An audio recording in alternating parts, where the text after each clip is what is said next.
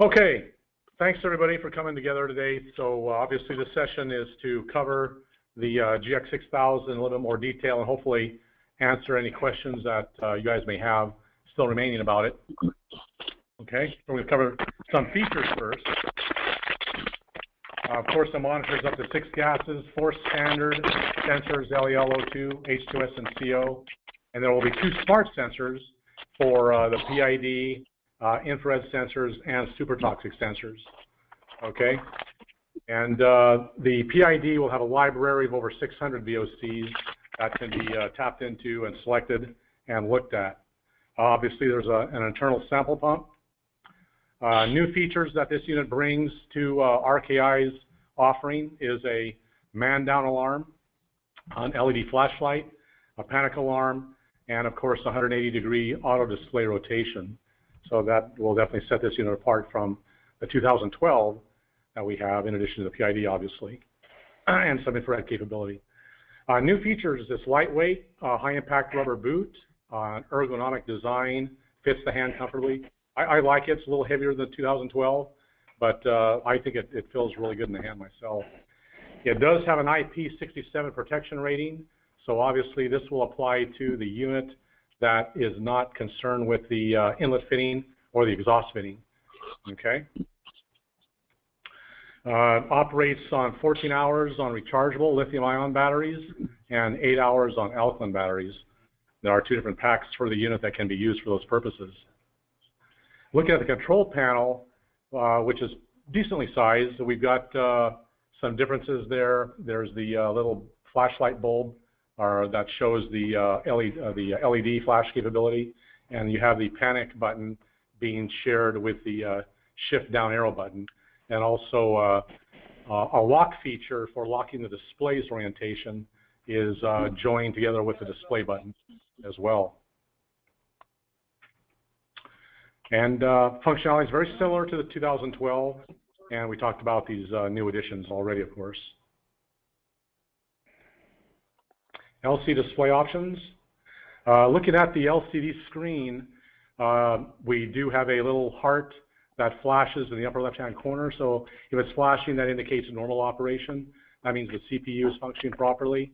And you have a little fan icon that will be twirling on the upper right-hand corner of that bar, and that shows you that the pump is operating properly.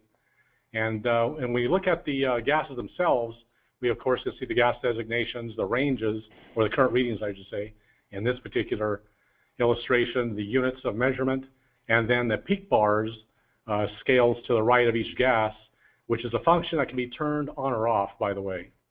Okay? And that will display all 6 channels at once, if that's what you want to do. There's also a single gas view that shows 1 channel in large scale, and you can auto scroll or manual scroll. There are settings for those functions.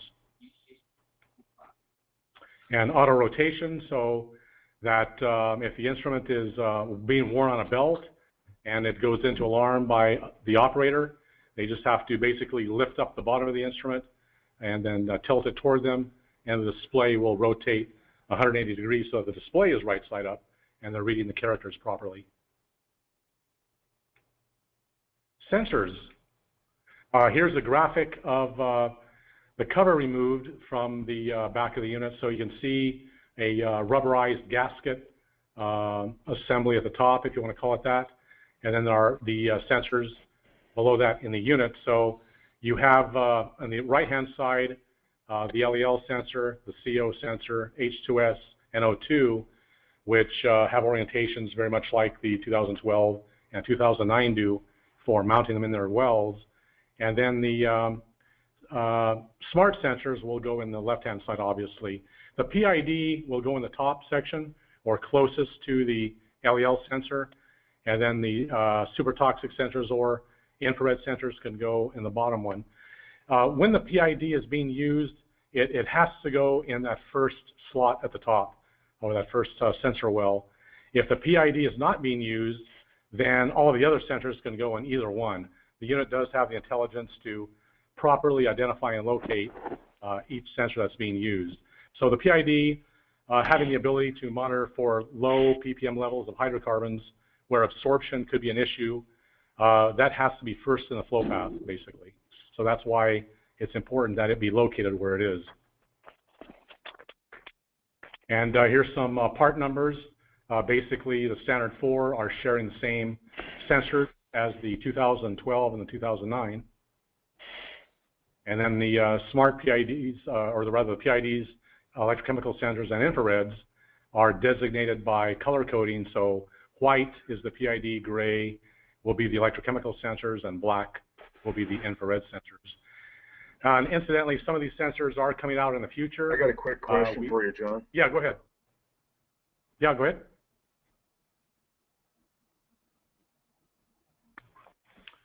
Was that you, Tony? No, that wasn't me. No. I think it was John Foster. Oh, John Foster. Okay. I think it was John Foster. Yeah. Okay. Yeah. You guys have was there a question?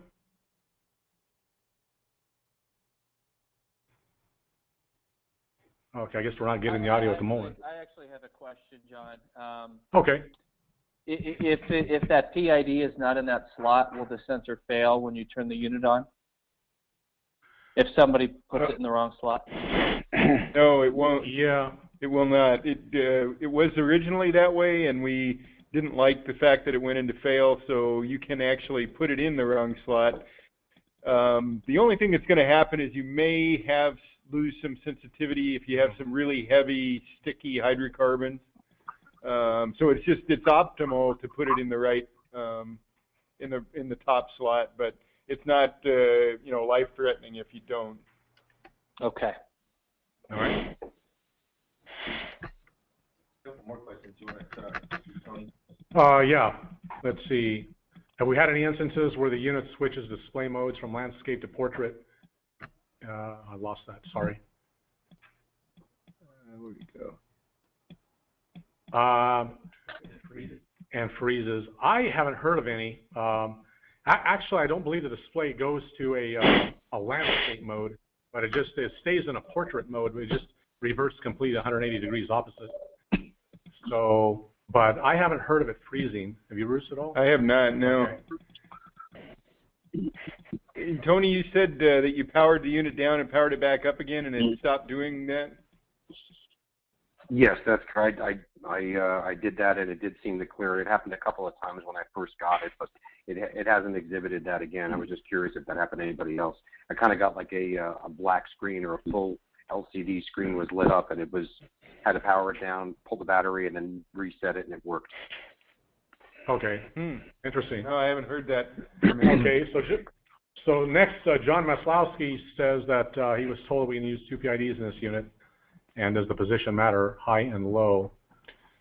I don't know, Bruce, you have an answer to that? If you were going to use two, and I believe you can, you would want to put the low range in the first slot, because obviously that's where you want the greatest sensitivity. Yeah. And as far as the two agreeing perfectly together, they may not, because if you're in low ranges,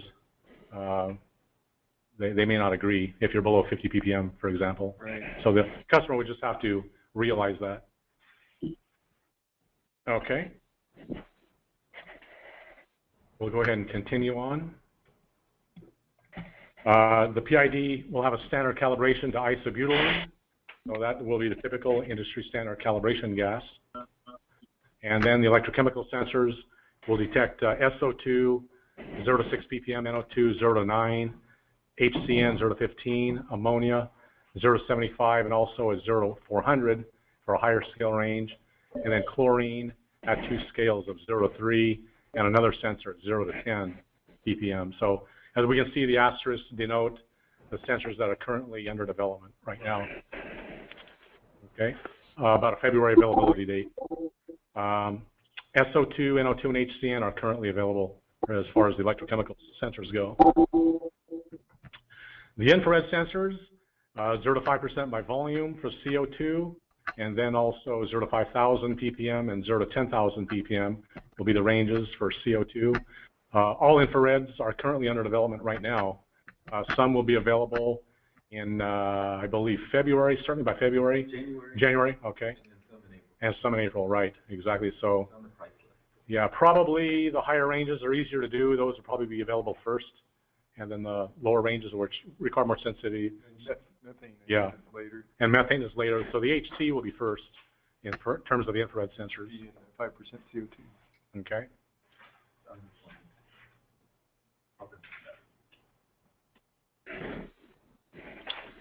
All right, power supply. As I mentioned before, you have alkaline batteries available. 3 AA size alkaline batteries will fit in the alkaline pack. So as we can see, the pack can be opened and the batteries can be exchanged as needed. There's also a rechargeable pack, a lithium-ion pack, which will give you more than 14 hours of operation. And that pack can be charged as installed in the unit, or you can actually take the pack off the unit, drop the pack in the charger, and charge it by itself, basically. And here's a pictorial of the docking station that Bruce will be covering in some detail a little bit later on. In general, the docking station will be connected to a single PC, and up to 10 units in total can be connected, but I think there was some discussion about 2 banks of 5, actually. Bruce will elaborate on that. No, you can have all 10 connected together and run off. There's 2 different chargers for the docking station. We'll go over that in detail later because we're going to have a separate session on later today. After John finishes, we'll go through the docking station. But yeah, you can have up to 10 together. Are we still looking at availability in December, or would you bump that up a little bit? No, that's what we're thinking now. The hardware is done, and we have some hardware, but there's a lot of work still to be done on the firmware and the PC programs. Okay. Here's a quick reference card as part of this PowerPoint, which if some of you haven't used this PowerPoint yet, this will be a good tool for you to use with the distributors and some key end users. And this diagram shows just the component locations, 3 alarm LEDs. The infrared communications port is right below the keypad. And on the back, you've got the flow chamber cover and chamber below that, and the battery pack cover as well. Okay, calibration and maintenance. Okay, back to normal op screen. You get into the cal mode the same way as the GX-2012 and GX-2003 and Eagle, so we're very consistent in that. Pressing and holding the downshift button, and then press the display button. So that was the, let's hit the reset button. That was the panic alarm. So you actually, if that's activated, which is going to happen in real world life, you don't want to wait too long. So basically you want to press that and quickly press the display button. Okay, so there's your cal mode. All right, so we'll go down and do air cal here. Press power enter. Okay.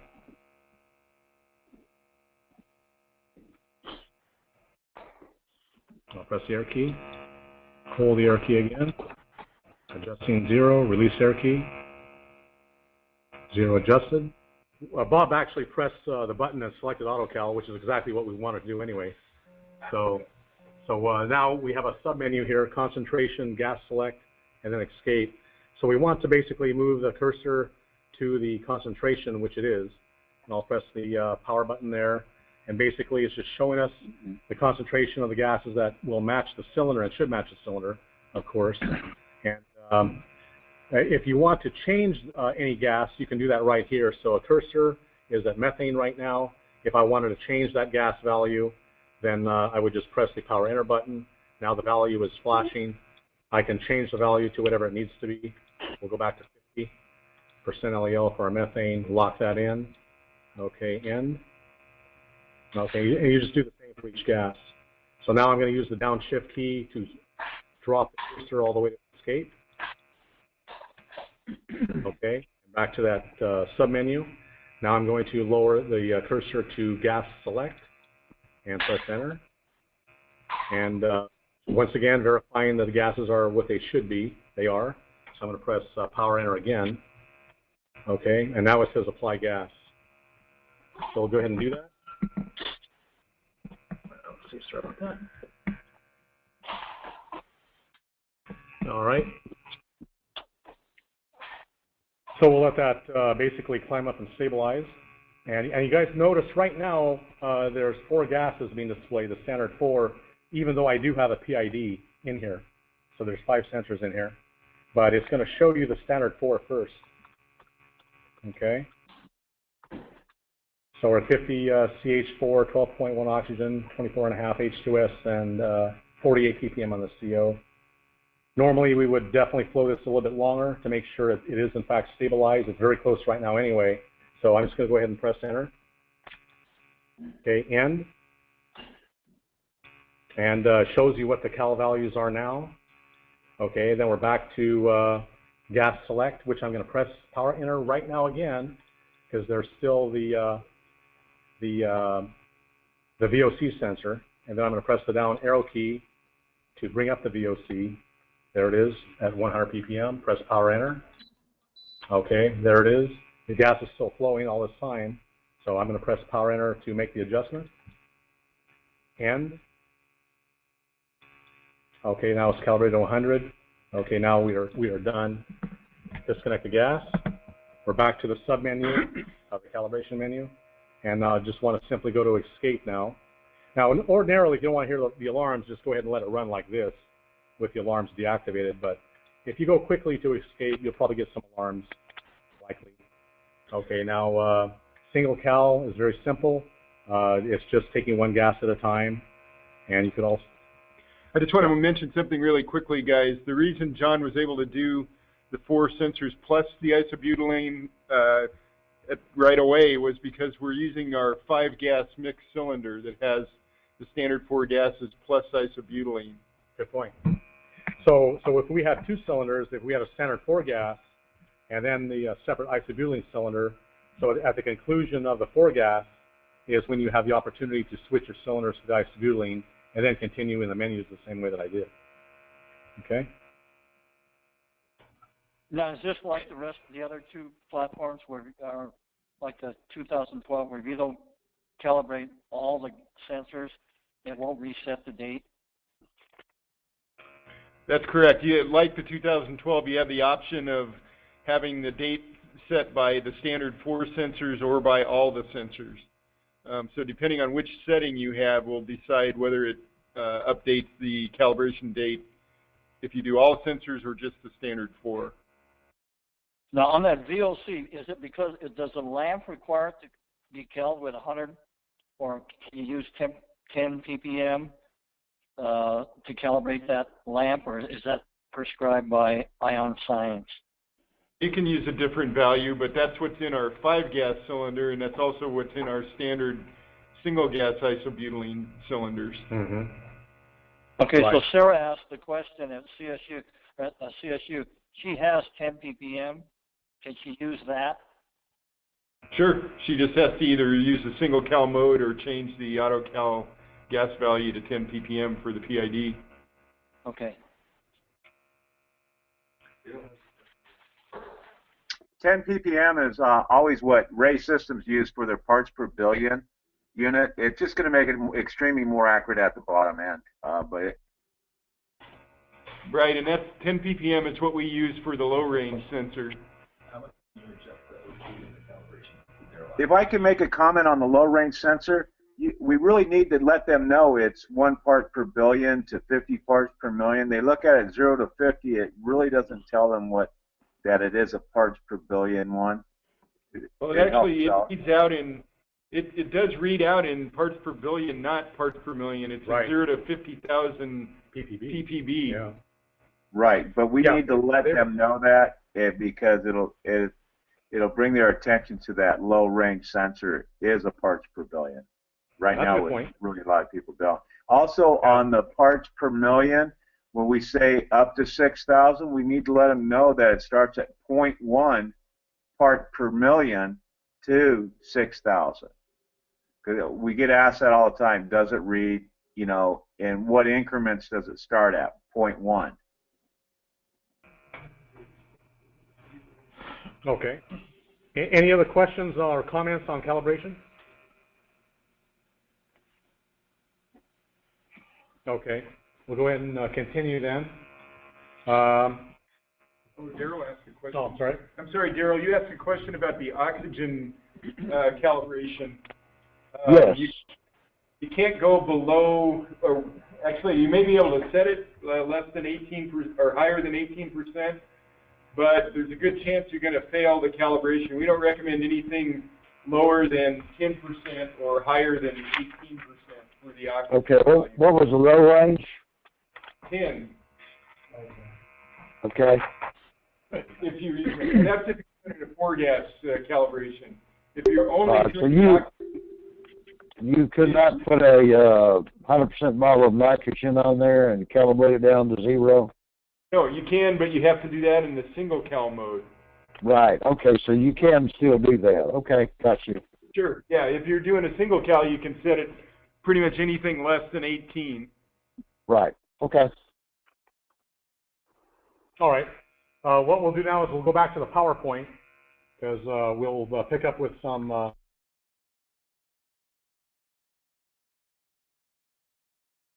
Let me go ahead and turn the unit off right now.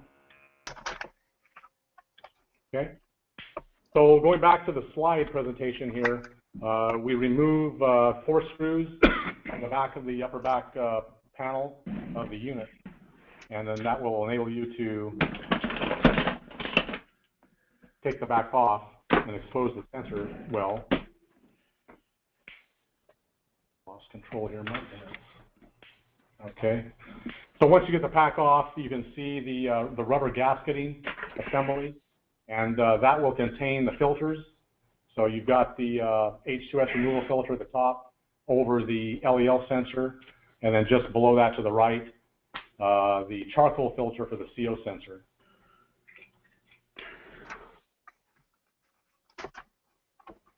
Okay. And once you remove that gasketing, you'll see the sensors themselves. Back one. Okay. It shows you a better, wherever you had a better view of the filters. Right. It's further on. Oh, is it further on? Okay. There should be one right there. Okay, so to the right, there's the assembly of the gasket with the filters on it. And then once again, the sensors in the unit, and where the smart sensors would go to the left. And if the smart sensor is not in there, there's a dummy plug. A dummy plug is where there is no active sensor. So that's standard operating procedure. It's a little portable. Okay. Yeah, here's a good representation of the gasket and where the filters go. There's the part numbers conveniently for you guys. Okay, pump replacement. Very similar to the GX-6012 and the older 2003. You remove the top portion of the case and then simply pull it off, and then you have the pump, which is up toward the very top of it with a very short flow path. And there's a connector to it that connects to the board. Where are we at? We're on pump replacement slide. Okay. And the exploded view of basically the major components disassembled from the unit. So pretty simple to get down to that level. And then the lithium-ion pack, like the other packs, quickly identifiable by the battery contacts. So if you don't see the battery contacts, then you know it's an alkaline pack.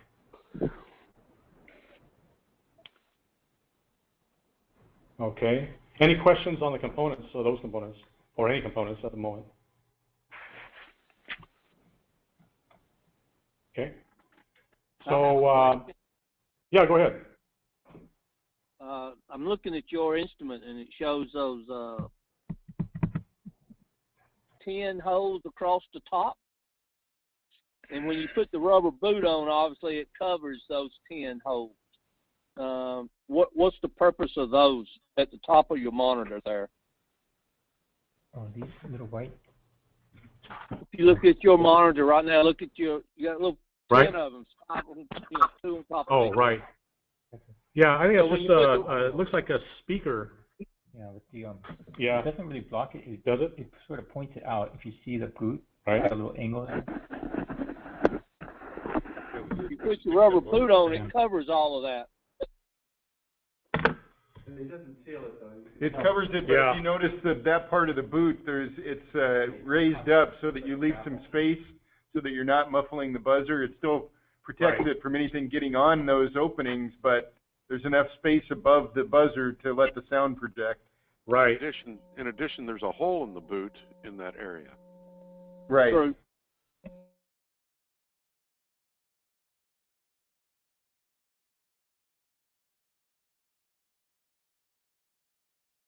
Buzzer. Yep. Okay. Okay. It doesn't quite seal over if you look at that. It's kind of Right, exactly. open still. Yeah, it goes out. Right. Okay, that's good. All right, so we'll go ahead and do the user mode here. We'll cover that first. See, maybe we should try the PowerPoint slide here. Here are instructions for the user mode. I know we're facing glare. So basically, to get into the user mode, we are pressing the up and down arrow keys together. I don't know if you can get this cylinder out of the way here.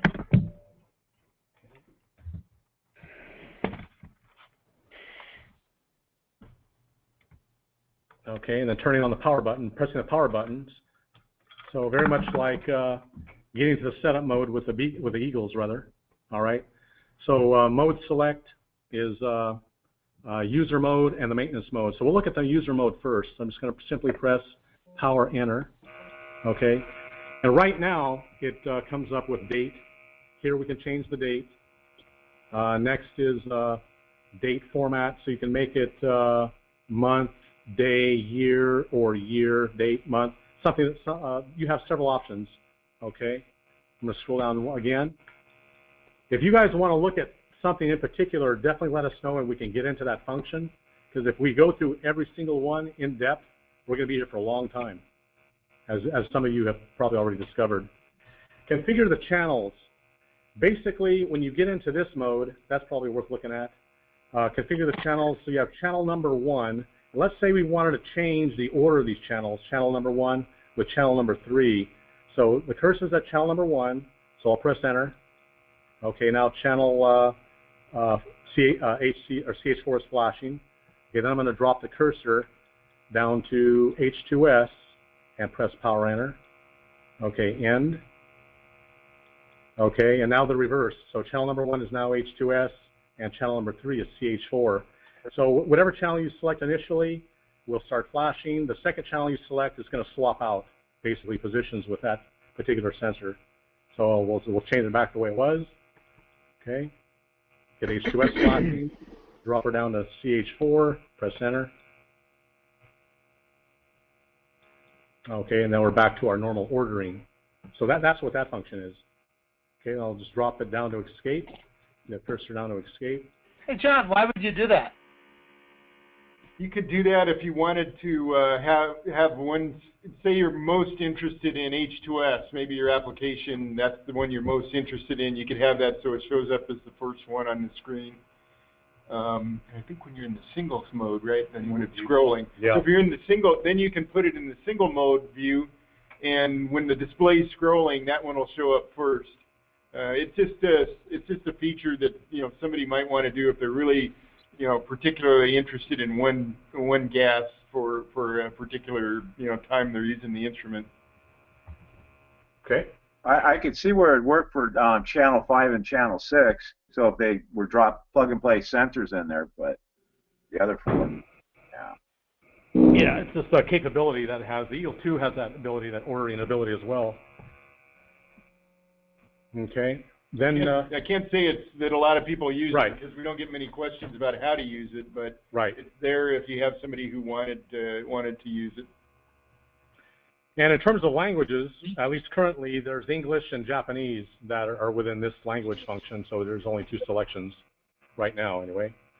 And then the ROM sum, if you go into that, you look at the ROM number, which is the program version number, and the sum is the file checksum of that program. And password can be set up and activated or not activated. Right now it's not activated.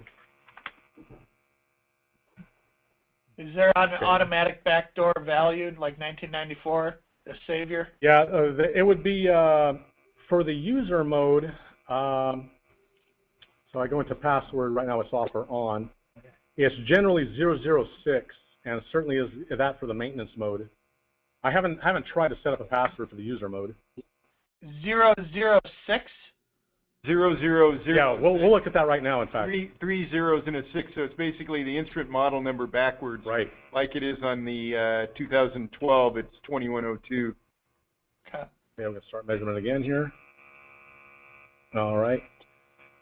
So right now you notice that I'm at normal mode, okay, and it says mode select normal. If I use my up or down arrow keys, I can select leak check mode, which because I activated leak check mode in this instrument earlier, so I do have the opportunity to do that, okay, when you start it up. All right, so we'll just go back to normal mode, okay. And then it's going to go through its various diagnostics at this point. But that's not what I want to do right now, so I'm going to turn it off. And we're going to go into maintenance. Bar hole probe mode? Say again? Does that have bar hole probe? Does it have an option to activate bar hole probe? It does. There will be bar hole capability, but to have bar hole capability, you have to have a % by volume sensor, and those aren't available yet. So this unit is smart enough where you won't even see it, actually. You can activate it in the setup mode, but you'll never see it anyway because those sensors aren't available yet. With some of the older models, you could select it and it would fail if you try to go into that mode. So until those sensors are available, you won't be able to use bar hole mode. We can use leak check mode, and as I said, this one's activated for that. So right now... Okay, yeah, go ahead. Is that the menu you go into if I want to select ammonia for the PID? Because there's like 3 menus on this instrument. Yeah, there's several different things. We'll definitely cover them. We'll definitely go through those. That's in the display mode. Yeah, that's in the display mode. We haven't gotten to that yet. Yeah, we'll show that to you. We'll go into the maintenance mode right now. So basically, you get into it the same way as we just did. Press and hold the up and down arrow keys. Press the power button with the unit off. And then we're back to that screen that we were just at. So basically, we're going to go down to maintenance mode this time. Okay, and press enter. Now, here's something I want you guys to definitely remember because it's pretty important. You can enter factory mode also from maintenance mode, or from the maintenance label, I should say. What mode you go into depends upon what password number you put in. Okay, so 0006 will get you into maintenance mode, and 1994 will get you into factory mode. But we'll go into maintenance mode first. So right now it's set up for the back door 006. Let's move that over.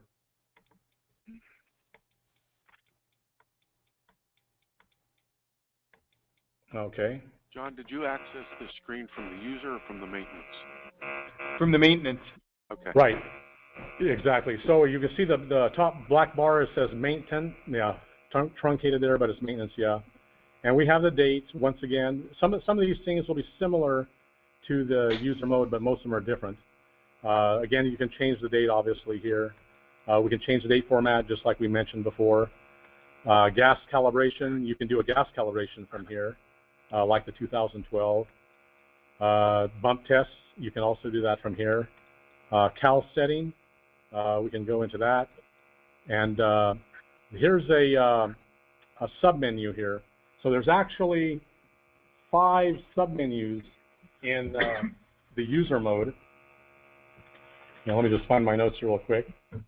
So gas calibration is basically the first one, where you have auto cal, single cal, so that's obvious there, and air cal.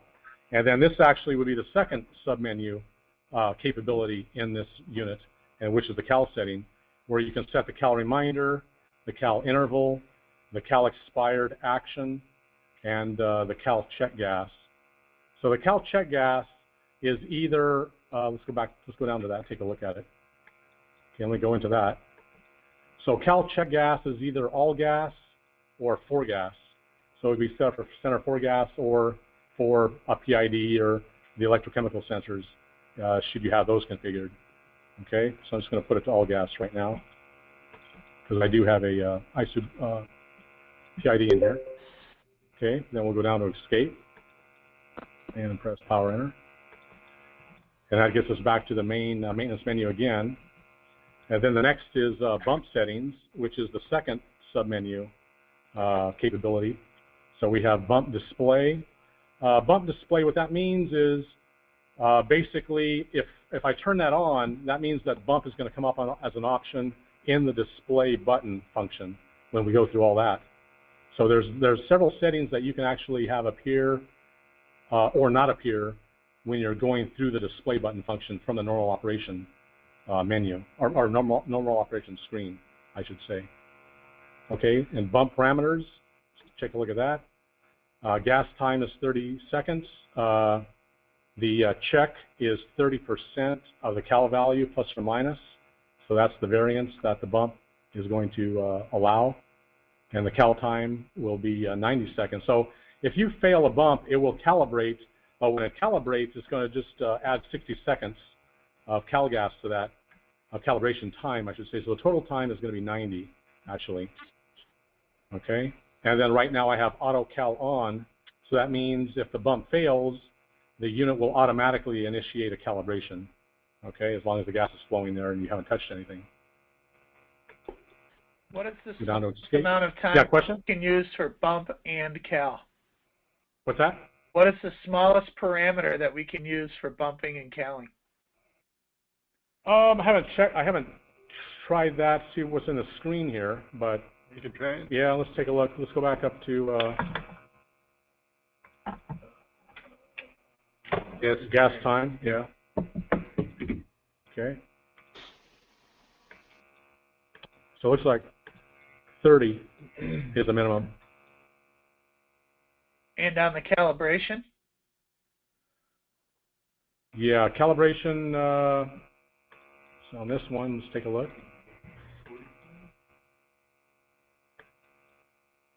It's going the other way.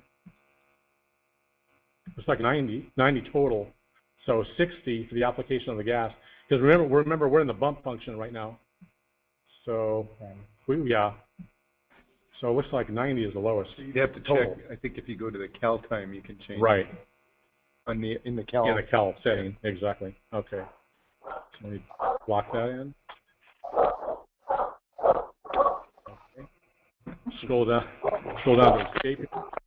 Anyone has a question there? Any questions? Yeah. He's got a question. Okay, so we can set the bump reminder, the bump interval, how often obviously you want the bump to be activated, and bump expired action, very much like the other instruments. Cannot use, confirm to use, basically, okay, or ignore basically as well. Bump check gas, and then escape. Okay, we're back to the main maintenance menu. Alarm setting, we'll get into that. Okay, so we have alarm points, alarm latching, alarm silence. Okay. Hey, John, at each one of those parameters, is there a similar function where you can make it display in the display key and then turn off so it doesn't show up? You mean turn off from the display function? Yeah. Or I don't think so. No, there's only a few things that you can actually do that. Right. Yeah, and once it shows up, it's going to show up. Yeah. So you have to come back in this mode and turn it off. But not everything has that capability. The bump display is one of the few things that you can, like you can see the ID you can turn off, but there's not many things that you can take out of the display mode. Now let's go to cal setting. I think we talked about that earlier. Okay, cal setting. Okay, cal reminder, cal interval, cal expired, cal check gas. Okay, all gas. Okay, that's the same.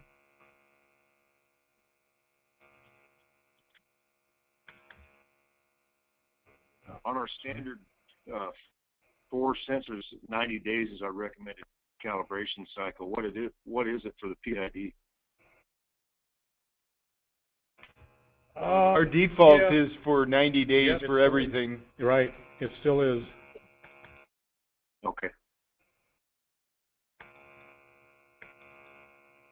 Okay, But here's the isn't it pump off. true that when we have this, the different testing that is done with our unit, they bump test it daily and calibrate it every 30 days. So if someone really wants to get technical on this, almost every unit on the market is bump tested daily and every 30 days calibrated if it's UL, CSA, or ATEX. So you can tell them anything you want, but if you're sticking to the standards of UL, CSA, or ATEX, doesn't it state in their testing that it's bump tested daily and calibrated every 30 days? CSA does, yeah. The UL does not, and as far as I know, I don't believe ATEX does either, but anybody that has a CSA approval, that will be their recommendation to bump test it every day. Which really only applies to the LEL sensor if you read the actual CSA standard, but most everybody applies it to the standard 4 gas sensors. Okay. Next on the menu here is the pump off display. So pump off gives you the ability to turn the pump off, particularly if you're going to have the unit on for a while, you want to save battery. Let's say your battery voltage is dropping, but you're still in an area where you don't want to turn the unit off and off, or you just don't want to turn it off and on for some reason.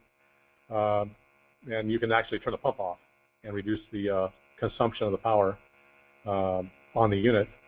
And for the display there, that function will show up in the display function where you can turn it off and on from the display function. So that's one of those items that you can control from there. So you turn the pump off and it's a diffusion instrument. No, it's not functioning if you turn the pump off. Right. That's only there to allow somebody to save power. Right. When they're not actually using the instrument, but they don't want to turn it off. Does the screen go blank, or does it indicate that it's not monitoring? Yeah, it does give you a message on the screen. Do we know anyone that actually uses that? Never heard of one. I think in the bar hole mode that some people might want to use that, because they only are taking a test when they've got the thing down the bar hole, but they don't want to turn it off in between. Okay. I don't know why anybody else would. I think somebody else asked. Wasn't it one of the other international companies or something that asked for that? Somebody did. We didn't actually ask for that feature, but it was put in because someone else asked for it. Okay, next is ID display. So that's very much like the other units, and it will show up in the display function if that's activated. And I do have it activated on this one. Backlight time, language, lunch break, very similar to the Eagle 2 and Eagle 1. Or you 2012. Yeah, the 2012 as well, right? Auto 0, okay. It's either on or off. Demand 0, on or off. The 0 follower, get into that. 0 follower right now is on for these sensors, okay, but they could be turned off for various reasons. What the 0 follower does is it corrects for negative readings. If the sensors drift below 0, it will automatically correct for that. And 0 suppression, center that. So right now it's 2%. Right now it says 0 for H2S and 2 for the rest of the sensors. So typically 2% 0 suppression is the default. And what that means is typically it keeps the units reading 0. If there's a little bit of sensor drift occurring, that's less than that range, a 2 or 1, then it will just be suppressed to read 0. Okay? In fixed systems, that applies to the negative range as well. If they read negative, they'll also be suppressed to read 0. Question, Bruce. With that suppression there, we in leak check, does that mean it hides that 0 to 1,000? No, there's no 0 suppression when you're in the leak check mode. Can we do that? I don't think there's a setting for that, actually. No. No, when it's in the leak check mode, it assumes you want the most sensitive test capability, so it doesn't have any 0 suppression. Okay. Next is IR. Question. Yeah. Bruce, if we set that CO to 0 suppressed, will there still be the deadband on the sensor? No, that's what that means. Is the 0 suppression is basically the same as a deadband. So if you turn that to 0, then there's no deadband for that particular sensor. Okay, so there's not a capability of that on like the 2009. We've not been able to get the Port Authority or the 2012, right? Right. No, on those it's hard coded at I forget what the level is, but it's not changeable. The Eagle 2 and this instrument are the only ones where you can actually change those values. All right, Tony, talk to me about the Port Authority. Thanks. Yeah, you're right. That came up with them. They were, for some reason, they wanted to see extremely low levels of CO, and they objected to us having the 0 suppression. So yeah, you could go back into them with this instrument and be able to read right down to 1 ppm for CO. That's great.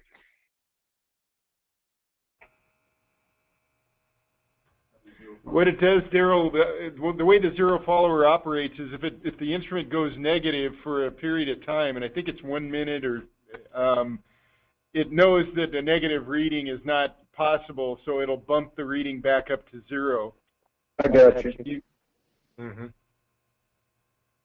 All right. And John's asking a question, and I think, John, I think you're right, and I think that is the default for the PID sensor, is that there's the 0 suppression is 0. Yeah, it has a very low detectable level. Yeah. So you can set the PID to 0? Yes. You can set any of them to 0. Okay. Yeah, you'll just if you do that, you may see a little bit of fluctuation. Sure. The humidity changes, yeah. But anyway. Okay, next on this menu is IR auto range. So just get into that real quick. So auto range is a capability for. One thing on the PID, I remember that Riken. There's no reason to have any 0 suppression on a PID. You have that sensor so you can read low levels, and it does say you can set it to 2% or whatever, but it's always 0, even if you try to set it to something. Yeah. All right. So here, the next one, IR auto range. You can select either auto range or low range, actually. Confirmation beep, ketone. So we've been listening to this ketone all along here. I can turn it off right here if I want to. So that's that function. Inert mode. So you can turn the unit into inert mode or not. Now you notice that this is in the maintenance mode here, not the factory mode, whereas the Eagle 2, that function is in the factory mode. Okay, so a little bit of a difference there between the two units. Leak check bar hole mode, this is where you activate that, and since there is no % by volume sensor in there, we actually cannot activate the bar hole mode, but the leak check mode is actually active, as you can see, leak check mode. Okay, so other options would be bar hole mode, leak check, both of them basically. Okay, and then off, or leak check mode, back to leak check mode. So I want to keep that. Okay.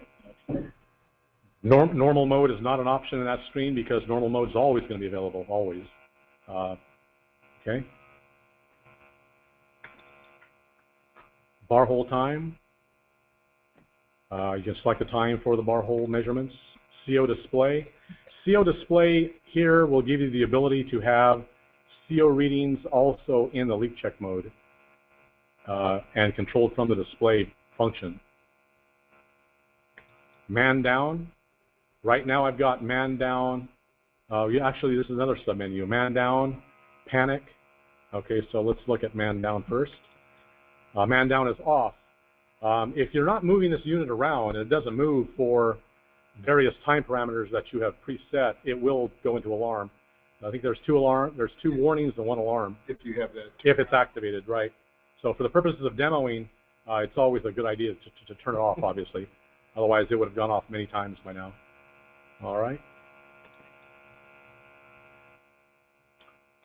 And then the panic alarm is on. You just have to hold this shift panic button right here that my finger's on. And when you're in normal op mode, just press that and hold it down, and you will get your panic alarms. Tony's asking about the time, the man-down time. That's the next item on the menu, Tony. Right. Yeah, let's scroll down to the warning one time and get into that. Okay. So right now it's 60 seconds.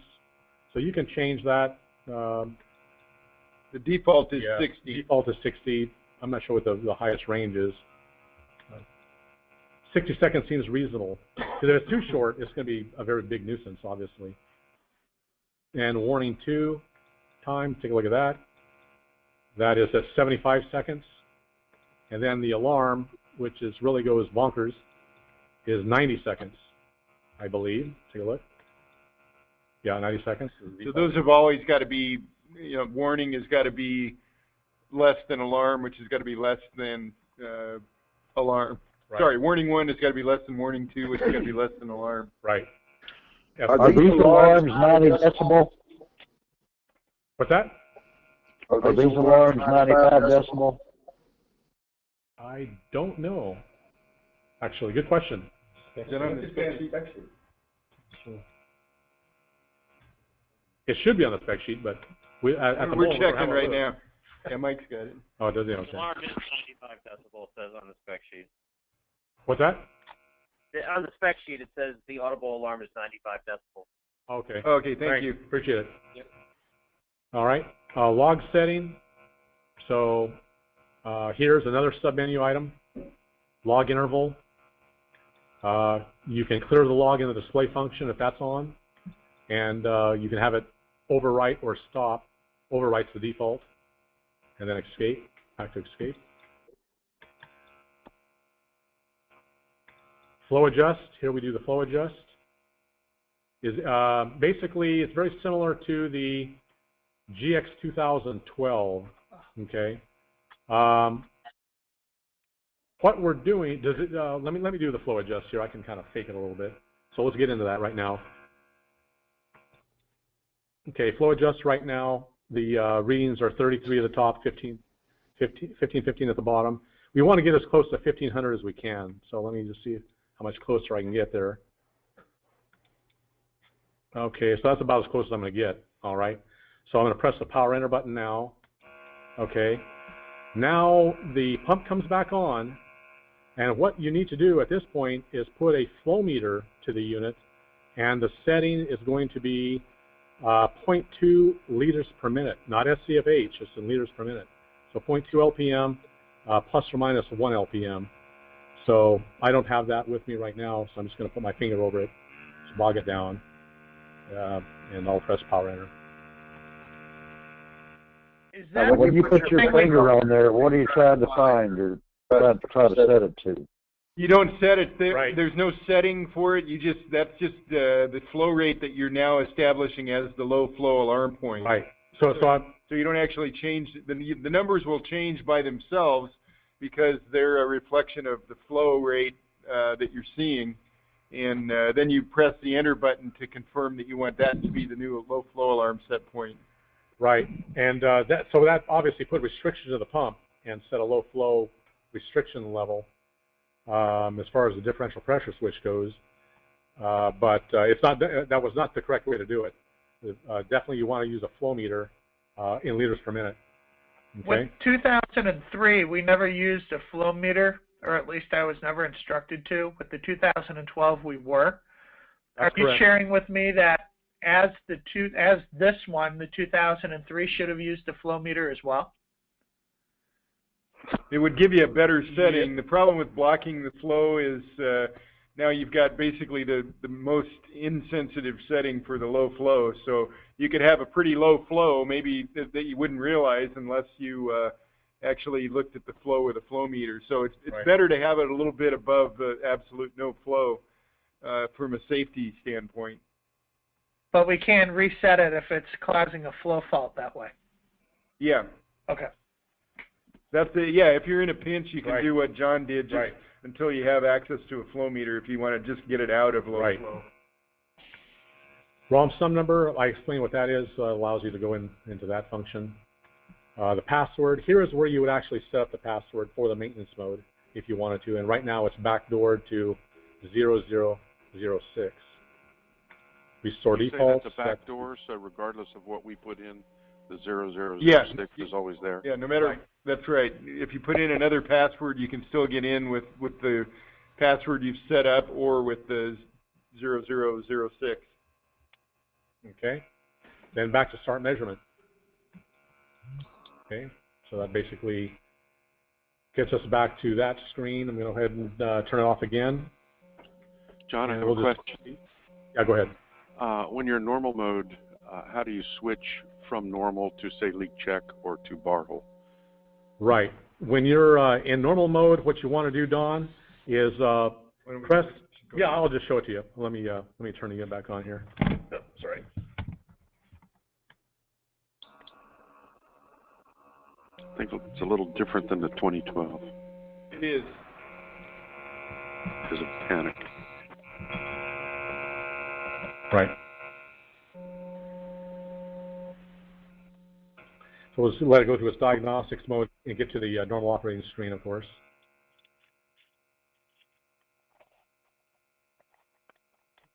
Okay, alarm 1, alarm 2, STEL, TWA. And I activated user ID and station ID. Okay, so there we are at the normal operation screen. To get to leak check mode, we want to press and hold the air button and then the display button, okay? And hold them down until the screen changes.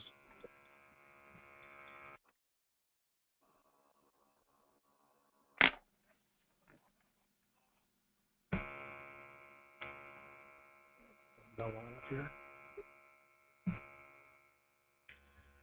I think, no.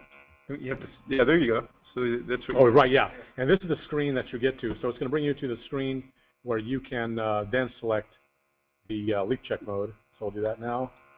So that's, yeah, it's not going to take you directly into leak check mode, but it's going to take you to the screen where you can select to go into leak check mode or go back into normal op mode again. How long do you have to hold those two buttons before you get that change in the screen? It's about 5 seconds. Yeah, it's longer than the 2012. So here you can see now we're in leak check mode. Okay, full scale 5,000 ppm. And that was supposed to be air and then display button, correct? Right, right. And once you're in leak check mode, you can select different full scales by pressing the display button as well. So I had 500 ppm, and now I'm at 1,000, now 2,000, and then 5,000. So those are your range options in leak check mode. Okay. So we'll go back to normal op mode again here. Yep. Apparently there's something in my menu that's keeping me from being able to access that. You may not have the leak check turned on. Oh, that's probably all it is. Yep. Right, yeah, you have to turn it on. You got to go into the maintenance mode to turn it on. Right. I've turned on leak check and I can access it. I've turned on bar hole and I cannot. Hey, John, okay, so now we'll go back to normal op mode. And we'll go into the display function buttons, or functions rather.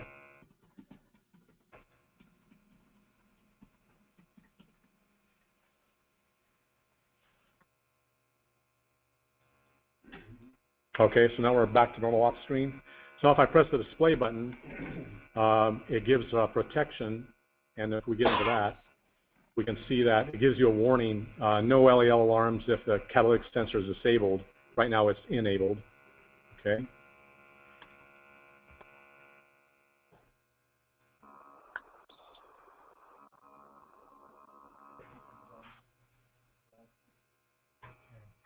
Yeah, what question is that? Yeah, you can turn, yeah, John, that was the, in the maintenance mode, there's an item that says CO display in the leak check submenu, and that's where you turn the CO sensor on or off when you're in leak check mode. The sensor's always on, but whether you're turning on whether or not it's showing up on the display. Okay, I pressed the display button again and went from the protection to peak. Let's do it again here. There's protection. And it times out. If you don't press buttons soon enough, it'll time back out to the normal display, just like all the other units do. Okay, so there's peak, there's STEL, your STEL readings for your H2S CO and VOCs. Basically, toxic compounds will have a STEL and a TWA associated with them. Okay, alarm points. Okay, you can say yes to enter, no display. Okay, operation time is showing you that. Date and battery, type and voltage. Okay, we see that. Log remaining right now is 155 hours, so that's activated. Log clear is also activated, so we can clear that or not. Pump off, again, here is where you would turn the pump on or off, or off or on.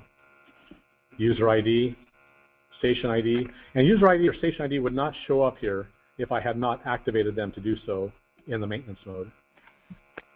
Is this where you set it? That's where you turn it on, yeah. Is this where you enter the data? You don't enter the data there. You have to do that with the from the setup program. But once you have data entered there, you can select from your list of user or station IDs that you put into the instrument. But when you say setup program, you talking about linking it to your computer? That's correct. Oh, you can't. Okay, let's get back up to the only user IDs I have are Manny, Bob, Bruce, and Katie. Yeah, that's because that was I'm not sure the history of your unit, but that would have been programmed by someone. But you can do that with the setup ID. I'm sorry, the user setup program allows you to enter in those IDs, stations or users through the computer. Through the computer, yep. Okay. Okay, let's go back up to where we timed out at, and that's the record data display. Right here, record data display. So this is basically for snap logging is what this function is for. If you want to do some snap logs in data. Okay. No data, okay.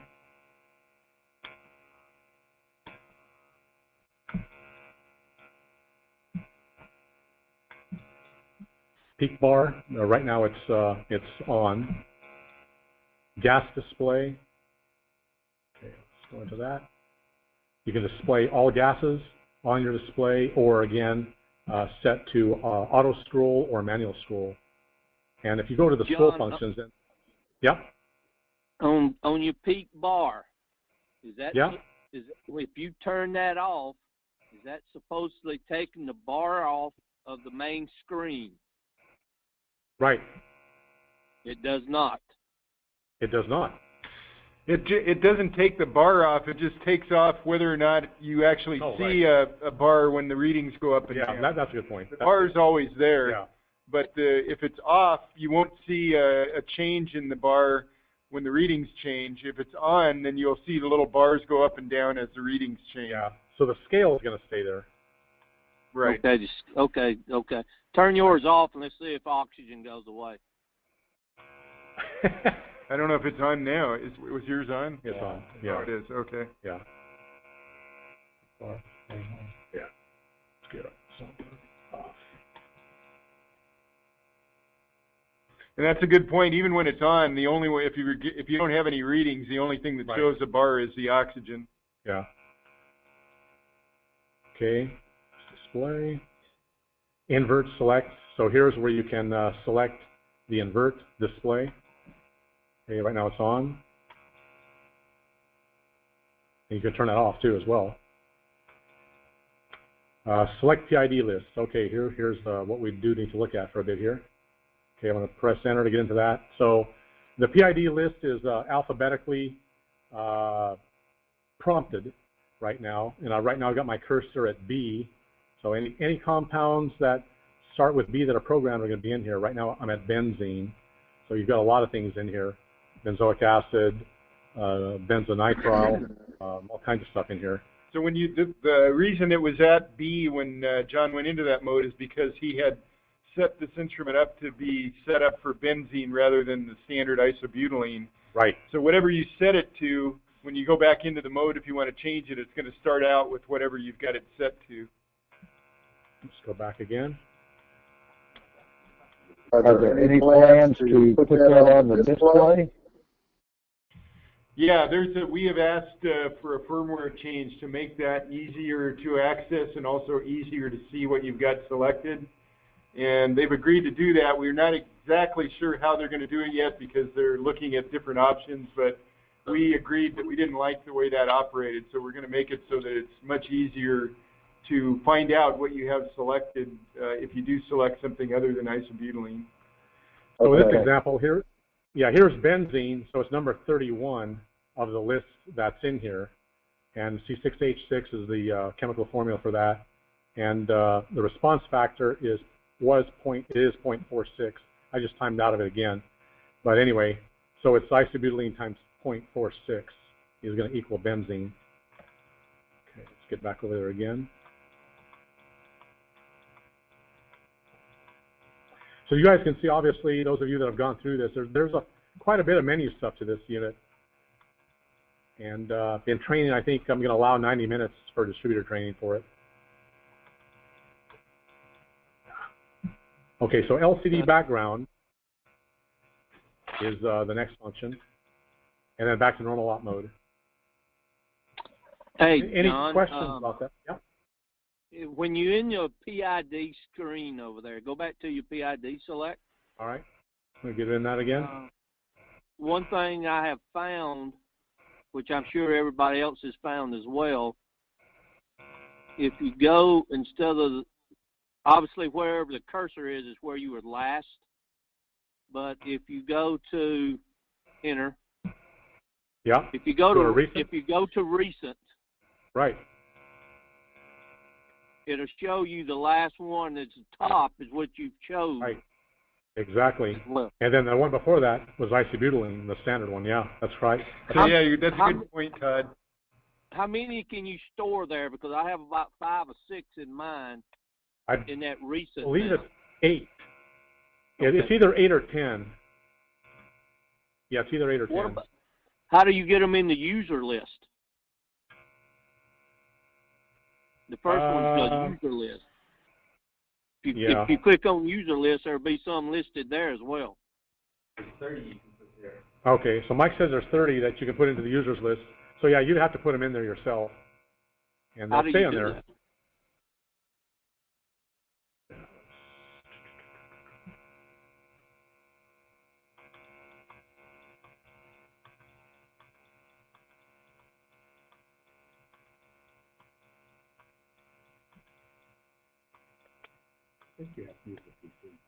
That's right. Yeah, Bob is correct. You have to program those with a PC control software. That's right. Okay. Yep. You can select them from the list of 700 or 800 that are in. Yes, that's exactly right. So you could save your favorite ones in there that you use all the time, or right. you exactly. you can keep 8 of them in your recent. In the select. recent. Yeah. So you could create your own mini user list in the recent list without using the computer, just by going into that mode and selecting them. Okay, there's one more thing we just need to take a look at, and that's just briefly. I'm sorry, say again? I say when tying to a computer, what versions of Windows will operate? I think it'll work on everything, including Windows 10. I'd have to check and see if we've actually checked Windows 10, but I believe we have. Okay, now we're going to go into the factory mode. So once again, I've gotten into the maintenance or the user mode screen with the unit off, pressing up and down arrow keys, holding the power button, and then that gets us back to that screen. So now I'm at maintenance, press enter, and now I want to put in 1994. Oops. Move that one. Start over. Yeah. Start over. Yep, you'll start over again. Just like the other units, if that happens with the other units, you got to start over again. Okay.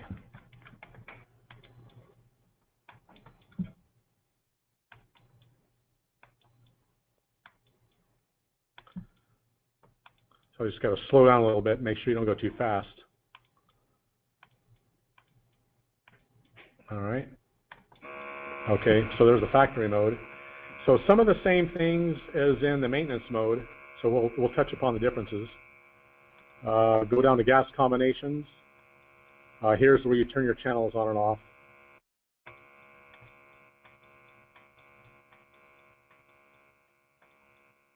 Okay.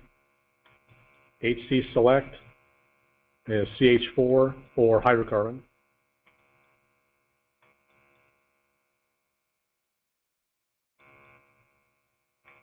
Log time display, again in the display mode setting. CSA for Canadian Standards Association. We can activate those settings here. Alarm points, flow adjustment, you can do that. Some of these values are the same.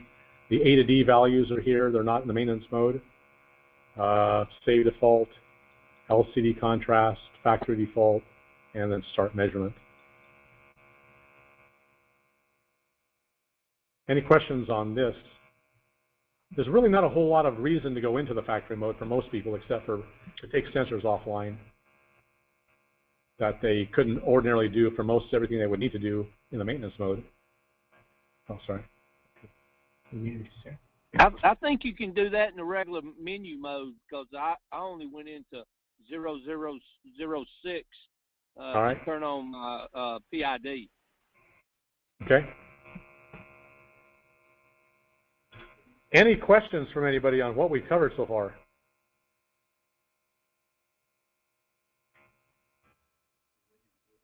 I still am not able to access my bar hole mode. I turned them both on, but right. Yeah, you can't, Don, because the bar hole mode can only be accessed if you have a volume sensor in there.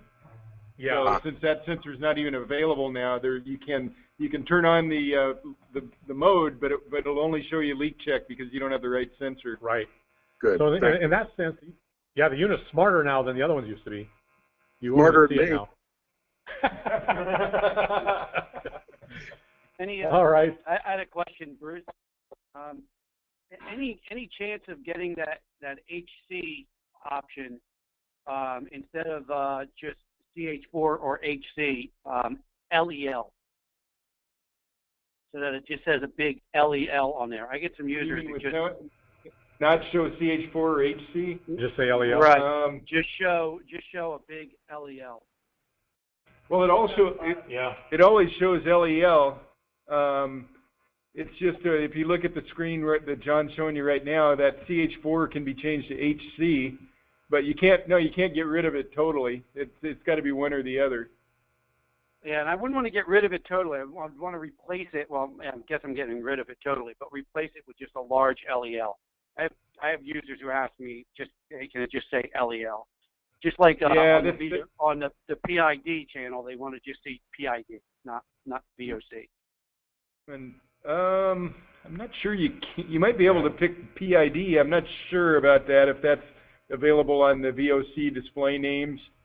You could put in a custom name, or can you? I can't remember if you can actually. But yeah, you definitely can't just get rid of it. Okay. Just a thought. Yeah. Okay. Hey, John, you see you turn your bar screen off, and you're still reading it over there on the oxygen. Yeah, I see it up there. Of course, it's. Did you actually turn it off? Yeah, I did turn it off. Really? Breathe on it too. Bruce, did you say you could actually put another gas in there where the LEL is? No. You only have two choices, HC or CH4. Okay. It didn't show it on the CO there. That just seems stuck on that O2 sensor. Yeah. Seems like they should turn that off. I wonder if that's a bug.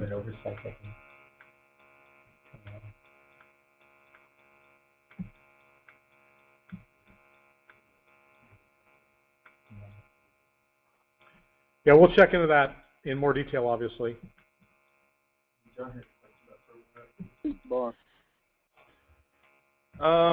Right now, excuse me, John, the only way to do it is by sending it back here.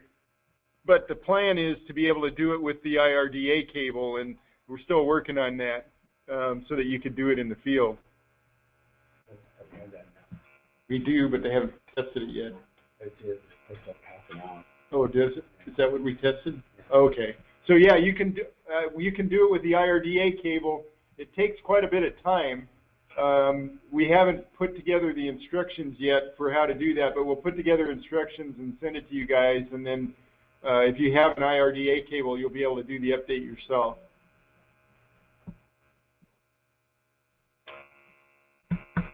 Any other questions on the unit itself? Okay, guys, I'm going to turn it over to Bruce now, and he's going to touch upon the data cal station and any other data logging. I'm sorry, I got one very quick question. Okay. My unit shipped without a hydrophobic disc or a cotton ball in the intake, and so did one of my customers. Are they not necessary? No, you should have gotten it. If that happened, it means it was a mistake okay. Here. Mine came the same way, but I thought it was because when you put a PID in it, you can't have the cotton ball or that first hydrophobic, or is that just? Yeah, mine don't have one either. Neither does mine. Hey, I had something on the charging of the unit. Have we looked into making like a USB charger? Because when we have that car charger, a lot of cars are not coming with cigarette lighters anymore. They're coming with USB ports. Also, there's like a USB to cigarette. I mean, how we do it now, that I mean, it would cut our costs, I would think, to go to a USB type of charger. Then they could charge it from their computers. They could charge it from their cars and other areas. Have you seen that? We haven't looked at that, but we can. I mean, because that's where all your phones are. A lot of cars, and I've been in a lot of rental cars. The cigarette lighters won't even work, and some don't even have cigarette lighters. And at the same time, everything's going. It seems to be with USBs. Even your charging for your phones go from USB right into a little plug. I noticed that Ray Systems and MSA make a little plug that can go into a cigarette lighter, or just have the USB, and it seems to really have cut their costs down. I didn't follow that last part, Rhett. What did you said it has what kind of a connection? It's like a little cigarette lighter thing, adapter, but it has a USB plug into it. But it's an option. Our competitors they're going to USB for charging because everything's USB. And I've seen these adapters that they can go into. It's a little cheap little cigarette lighter adapter that can be bought anywhere, or USB plugs into it, or they can just plug it into their computer, or they can plug it, right into a charger, because all of your phones, everything's going to this USB adapter. I just thought it might cut our costs down on our chargers and also make us more compatible. Well, I imagine we could get a cigarette lighter to USB adapter. What I wonder about is if the USB ports put out enough current to charge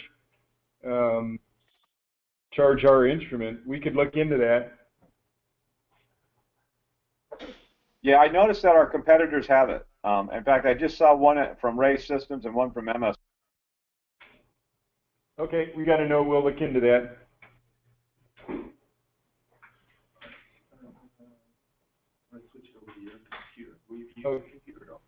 Yeah.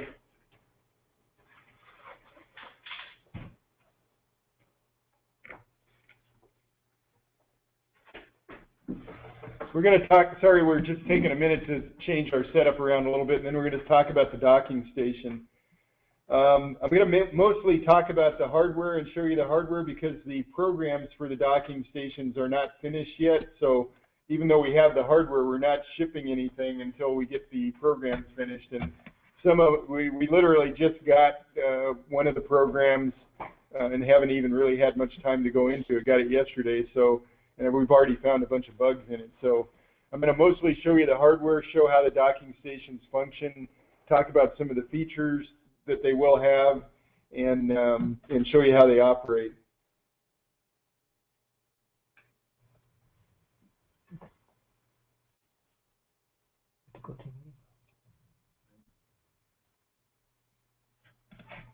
So just give us 1 minute. We're getting our setup changed around. All right. Okay. So what we're looking from the camera now, and I'm going to show you the docking stations, what they look like. Some of you may have seen the docking stations maybe at a show, maybe not, but they're, as we talked in the beginning, you can link up to 10 docking stations together, and if you do that, you can use one demand flow regulator and one connection to a computer from the first unit, which I'm going to call the master unit as we talk about it. And so first I want to show you physically the docking station.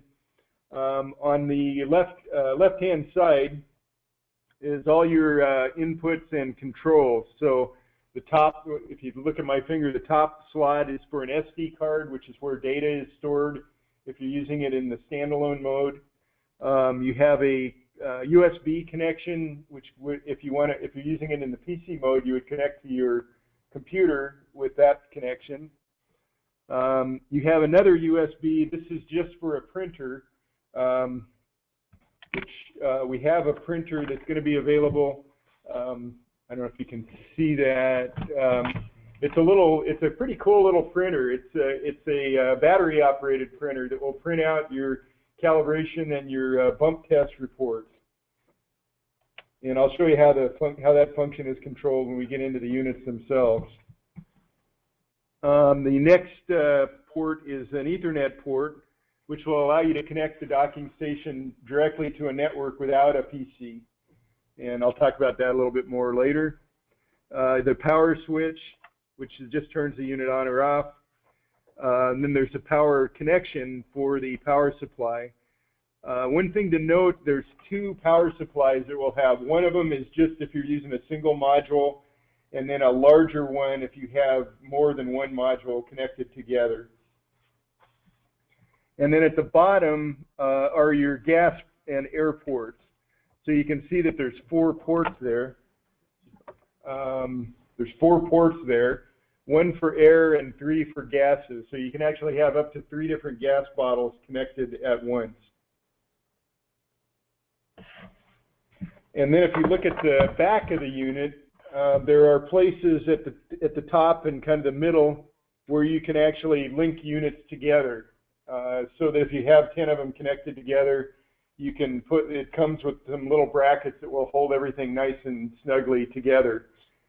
Because when you push the 2 units together, you can see on this side there's a series of there's a connector at the bottom, and then your gas connections that will daisy chain to the next unit. If you look at the opposite, oops, not that one.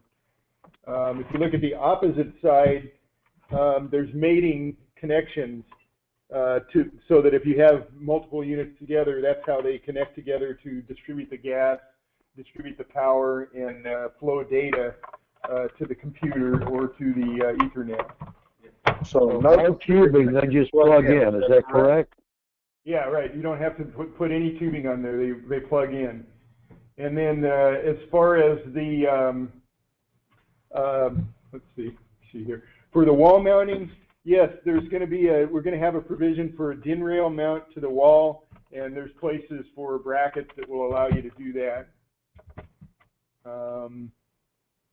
Female USB adapter fits into socket. What can you explain what you're asking there, Anthony? Tony?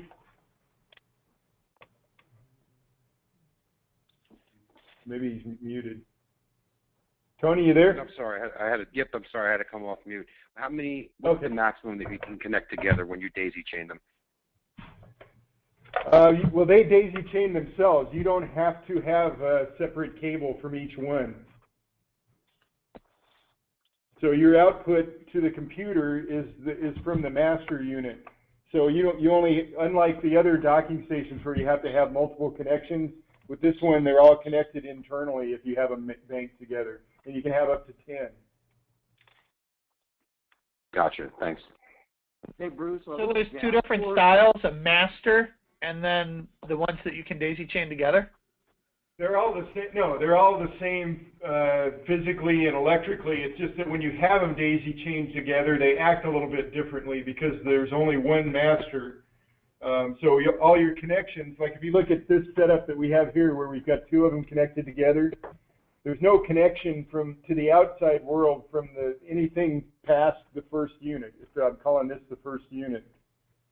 All the connection is done between the two units automatically. So you only connect to the first unit, even if you've got 10 units set up. Are those gas port barbs, are they metal or are they molded plastic on that house? They're molded plastic. Do they look are they as flimsy as they look, or they're pretty stout? Or I mean, in other words, if you broke one off, would you replace that housing? You would, but they're pretty stout. I doubt that you're going to break it unless you do something really dumb. Well, or drop it. Oh yeah, drop. Yeah, I suppose. I don't know. It's pretty tough material. I kind of doubt that they're going to break. And you have it's protected by this outside piece.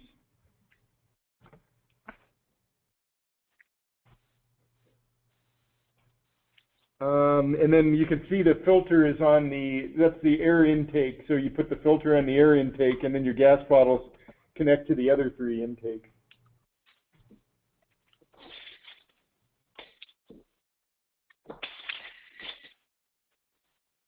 I'm going to show you how an instrument goes into the dock. Oh, let me show you one other thing while we're talking about it. So this unit, this is an expansion module. You can connect up to 3 Calibration gases on one dock, but there are some versions of sensor combinations where you might need more than 3. So this is basically a solenoid valve expander that allows you to connect 6 gas bottles at once. I don't know how many combinations there are that require that. There's not very many, but there are some. So this was designed so that with any sensor combination, you can have enough gas bottles to calibrate all the sensors at once. Sure, how it connects something in there. Yeah. So that will connect to your master unit, and then you connect your gas bottles to the side of the valve box. I'll call it the valve box. You know, I can't see why we would ever need that unless you were not using a 4-gas mix. You get a bunch of different toxic. But a bunch, you can only have 2. You can only have 2, yeah. Well, if it had one instrument, it had one flavor. And if you had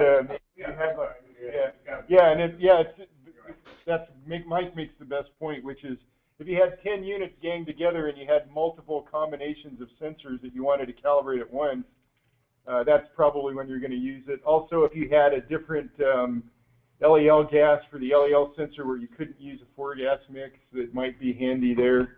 But there's not a lot of places where you're going to use it because we have 3 ports on the standard unit, but it is available as an option for people that have a big fleet with a bunch of different combinations. You know, maybe a rental house would use that if they've got a lot of instruments and they're swapping sensors in and out all the time.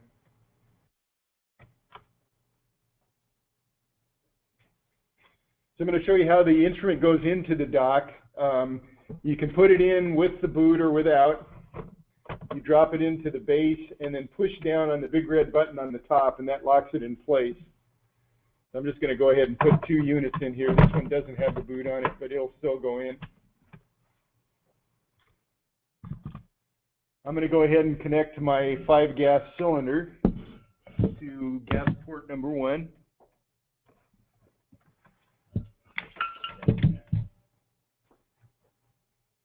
And I'm going to go ahead and turn on the power. Maybe this is where we want to see get a little closer to the display.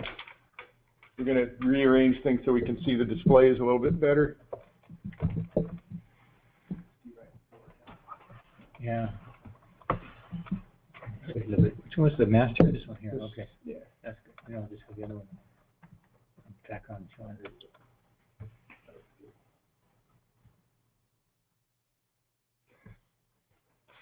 Can you guys see that okay?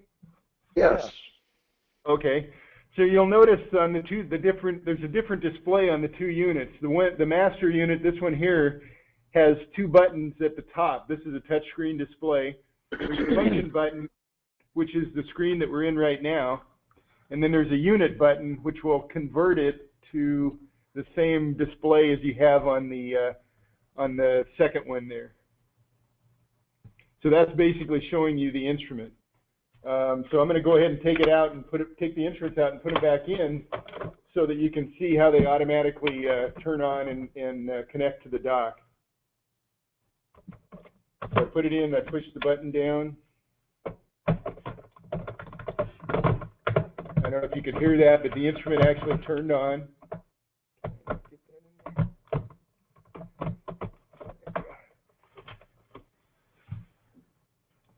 So that was one of the features that you guys asked for and some of our customers asked for, which was the users not have to push any buttons when they put the unit into the dock. So we have that ability now. And you can see that it comes up and it shows you what sensor combination you have in each unit. I've got a 5-gas unit in the main dock, and I've got a 4-gas unit in the second dock. And it gives you the ability to turn the unit off. There's a button that says detector off, so I could actually turn the instrument off using that button. I can make it active or inactive if I don't want to calibrate that particular unit or download the data. I can make it inactive if I want to just bypass it when I do a calibration. So I'm going to go back to the function screen.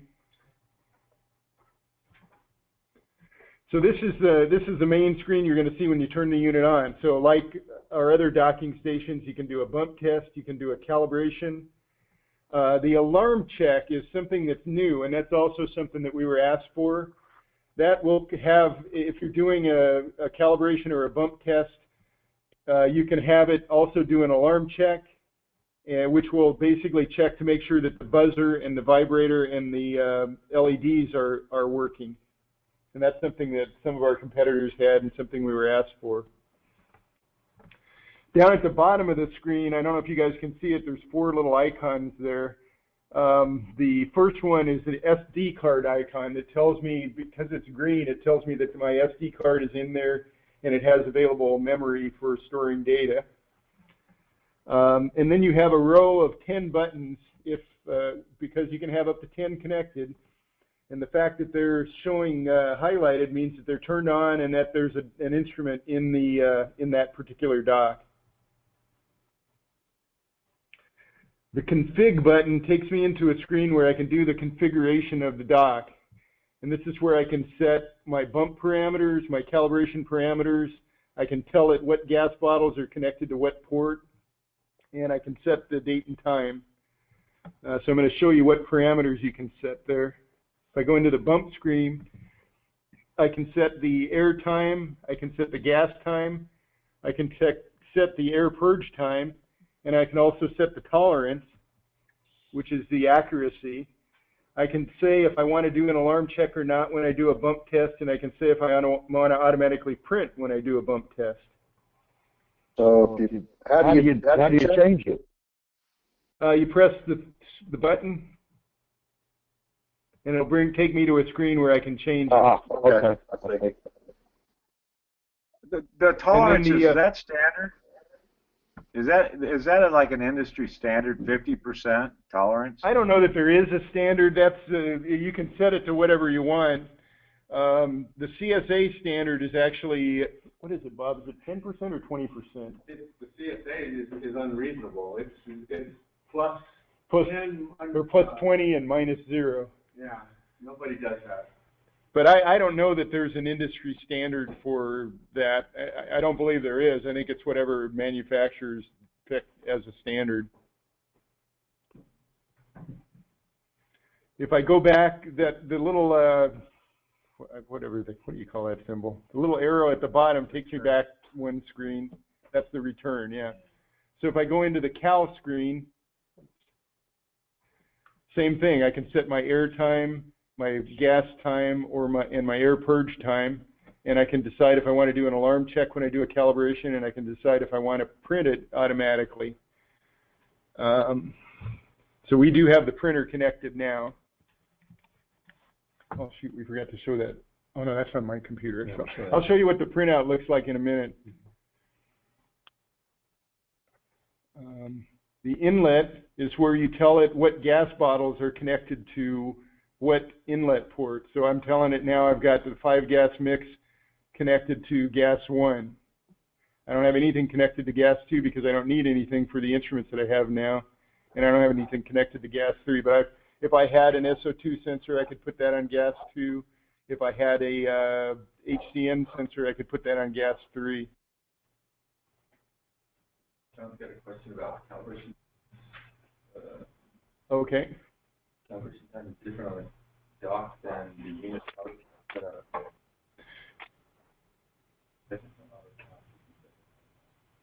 Yes, that's correct, John.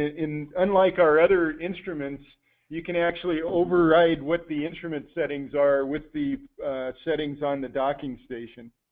So the docking station settings are what will the unit will go by when you're doing a calibration.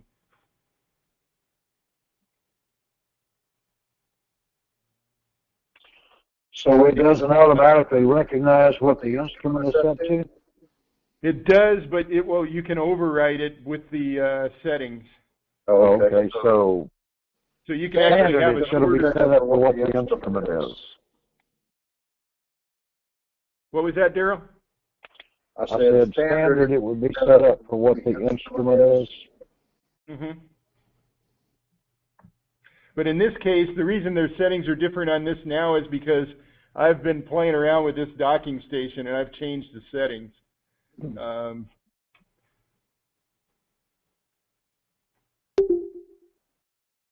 So what I'm going to do now, I'm going to go ahead and do a bump test. If you look at my bump test configuration, I do have the alarm check turned on, and now I'm going to turn on the auto print also, so it'll print out the results of my bump check. So now I'm back. Now I'm back to the main screen. So this is where I can tell it to do a bump or do a cal or do an alarm check. So I'm going to go ahead and hit bump.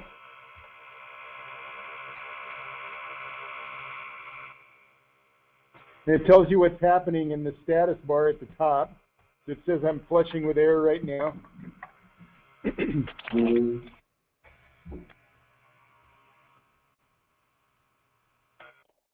So Bruce, now I'm applying the gas. Test, will it calibrate it? Couldn't hear that. If it automatically fills a bump test, will it calibrate it? That's what setting in the bump test parameters. You can either do that or not do that. And you can see on the screen on the right that the readings are changing now because we've got gas flowing to the 2 instruments. If I hit the unit screen, I can see what the unit in dock number 1 is doing. So you can see we got a pass on all sensors. It finished the air purge. Now I had the alarm check.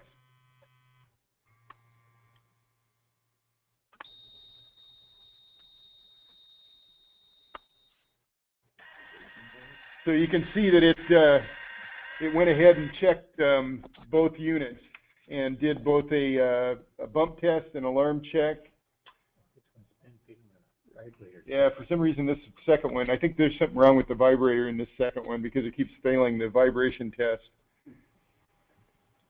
And it automatically printed out a report on the printer, that little printer that I had connected to it. Bruce, is that thermal paper or ink paper? What is that? What is it thermal, Mike? It's a thermal printer. Yeah, it's a thermal printer.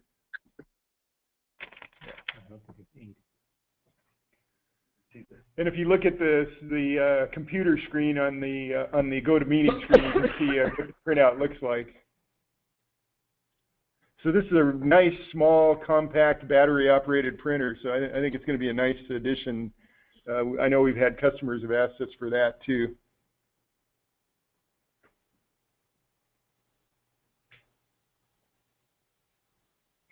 So once I hit, it'll stay in this screen until I hit end, whether I do a bump or a calibration, and then it'll go back to the home screen, and it's ready to do something else.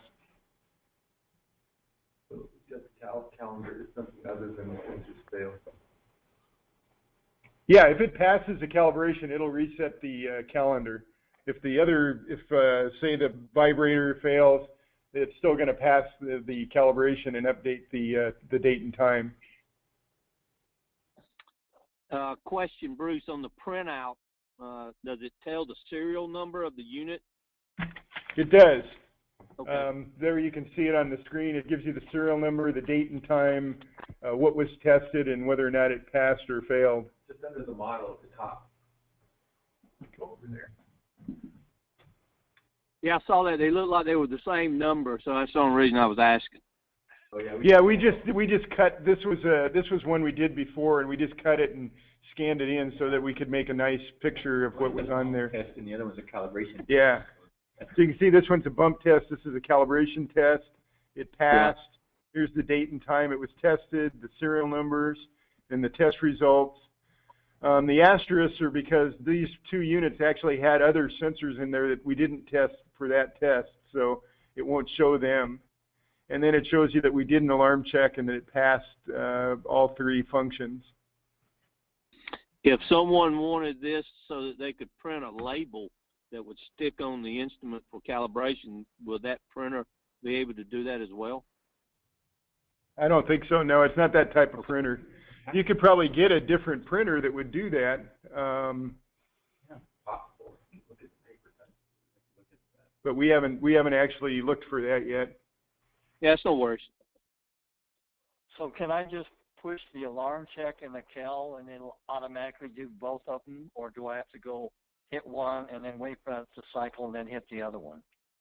No, if you have it set up if you remember in the screen where I was doing the configuration for the bump and cal, right, there's a setting for auto alarm check. So if you have that selected, then it'll automatically do the alarm check when you do the calibration or when you do the bump test. If you don't have that selected, then you've got to do it manually from the main screen. So I can do all three actually. I could do a bump, a cal, and an alarm check. Well, you can't do. It'll only do a bump, a cal, and alarm check if you do a bump and it fails the bump. Right. But you can do a bump and an alarm check or a cal and an alarm check together automatically. Okay. Okay. Very nice. I'm not gonna go into the software a lot right now because there's a lot of bugs in it and it's not really very functional. But all three softwares that we're going to have for this unit, the data logging software is identical to the data logging softwares for the 2009 and the 2012 and the Eagle 2. The standalone software, the only difference between it and our standalone software that we do now is that you import the data from an SD card rather than from a USB drive. And you also have the ability, if the unit is connected to the Ethernet, you can actually import the data from the Ethernet. So you can be on a network and import data from cal stations that are all over the place. But that's not working yet, so I can't show you that yet. We're probably going to do another session on the cal station when we get ready to release it and when we have all the software bugs worked out. How much? What was that? The cost? Yes. Just over $2,000. It's going to be around $2,000 for the station. And I don't remember what the valve box. How much did we come up with a price for that yet? I don't remember. And with the station, you're going to get the single power adapter. Well, we'll offer the station in a couple of different ways. You can get it with a single power adapter, in which case it comes with an SD card and also the USB cable to go to the computer, and then the single power supply. And then we'll also offer it without a power supply and without the USB cable, so that if you want to gang multiple units together, because you don't need those two things, and then you would have a different power supply that's the larger one that would handle anywhere